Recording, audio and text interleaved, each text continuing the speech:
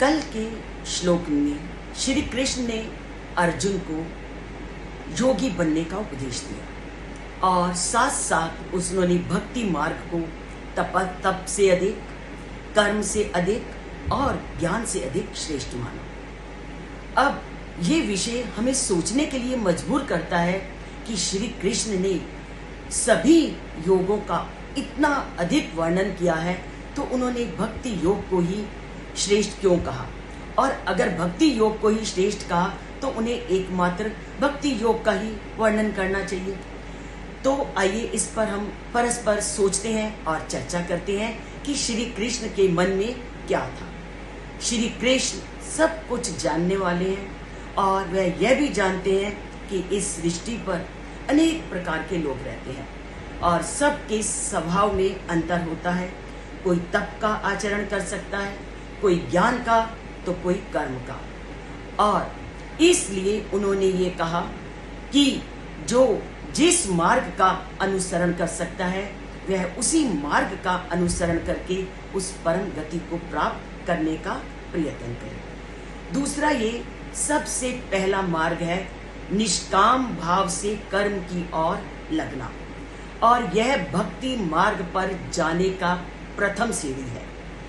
और इन्हीं सभी मार्गों से होता हुआ व्यक्ति अंत में भक्ति मार्ग की ओर अग्रसर होता है।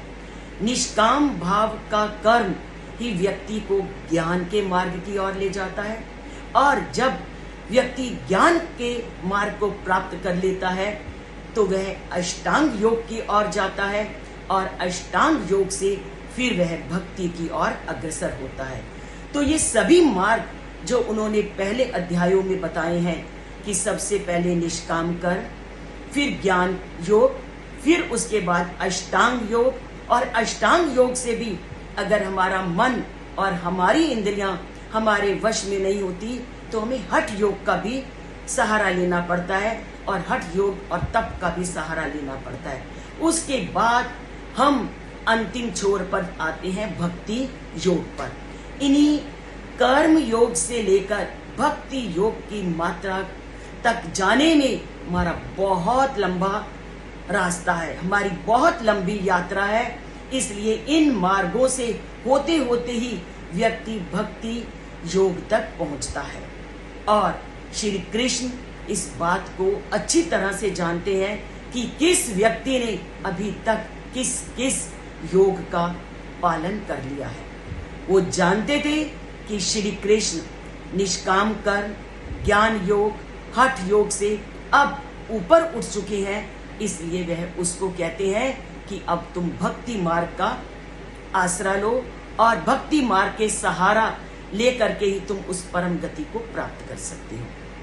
तो आज के श्लोक में श्री कृष्ण अर्जुन को कहते हैं कि तुम योगी बनो। अब यहां भी अनेक प्रश्न हमारे मन में उठते हैं कि किस प्रकार योगी भी ईश्वर को प्राप्त करता है, क्योंकि योगियों की भी बहुत स्थिति होती है। तो आज के श्लोक में श्री कृष्ण योगी की अवस्था का भी वर्णन करते हैं और ये बताते हैं कि कौन सा योगी सर्वश्रेष्ठ है।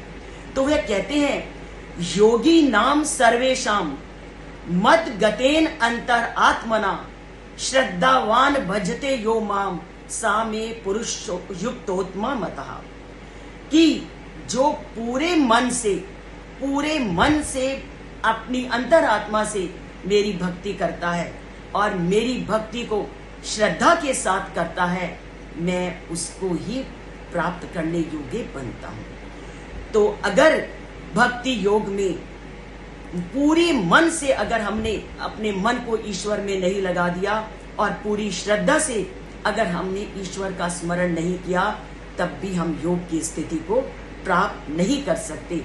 इसलिए इस श्लोक में अर्जुन ने भज्यते शब्द का, श्रद्धावान शब्द का और अंतर आत्मना शब्द का प्रयोग किया है कि जब तक तुम्हारा मन पूर्ण रूप से भक्ति में न लग जाए और जब तक तुम्हारे मन में उस ईश्वर के प्रति श्रद्धा नहीं उत्पन्न हो जाती, तब तक तुम भक्ति के मार्ग की ओर अग्रसर नहीं हो सकते।